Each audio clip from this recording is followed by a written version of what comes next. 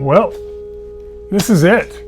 I've talked for a while now about Jim's eBow-Electro-Uke, and it's real. I'm kind of giddy, not quite in my right mind because I'm so excited.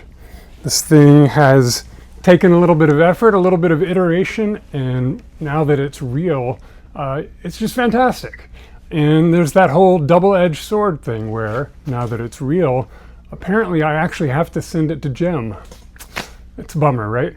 But that's the agreement. So here it is, and yeah, I could talk about some of its basic specs, but what you've just heard me fumbling through is a little bit of strumming and then a little bit of eBow, and that was all just running through a reverb pedal into my tube amp over there. All right, so let's take a look at it here in its shipping box. We've got our flat wound strings on this laminated body neck all one piece thing here. The strings terminate on one end at a bone nut here that I've made. They go through the headstock with these aluminum bushings, and on the other end they terminate going over these adjustable saddles to this headless guitar tuner, pretty standard type headless guitar tuner. There's a humbucker with a split coil option, so the tone knob splits it to a single coil, and the single coil is up here closer to the neck. Back to humbucker, volume knob, and let's see, those are the big ticket items you can see on the top. Obviously this is not really a humbucker, that's a piece of wood. I've made a wooden cover for the pickup. It's very thin there. And if you flip it over, you've got the beautiful back, and you can see the additional features. This bit of inlay here hides the carbon fiber rod that's inlaid into the neck. So even though the neck is already pretty stiff with its laminated maple and walnut, the carbon fiber rod is what really gives it stability, especially through environmental changes. Temperature and humidity, it's still gonna keep its general idea of what its shape and size is. And let's see, over here, there's the, I think it's called a true tone output jack.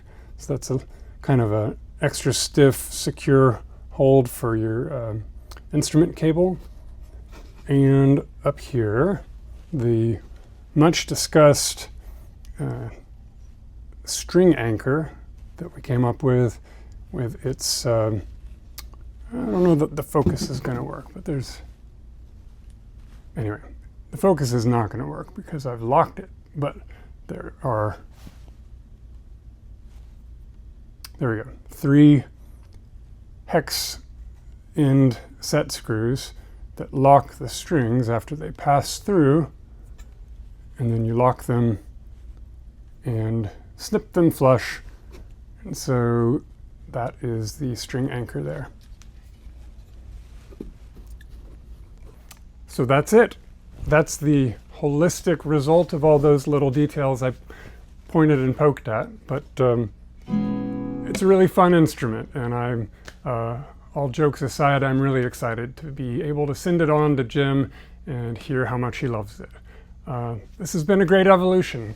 Got the ElectroUke 1.1. This is the concert scale that used this type of tail tuner, where the strings came through the bottom.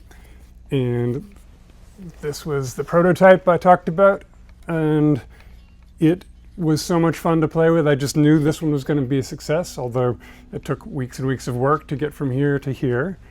And the great news is this one here is ready to become another one of these, or if not exactly this, like if not the oddball tuning with the wound strings deeper toned, this could be a tenor ukulele with the more traditional low G tuning, but that same narrow neck, which really, for people who come from a guitar world, that's more familiar to have that string spacing. So we'll see what this one becomes, but it's basically an identical sibling to this one, just a couple hours of sanding behind it, and some other steps too.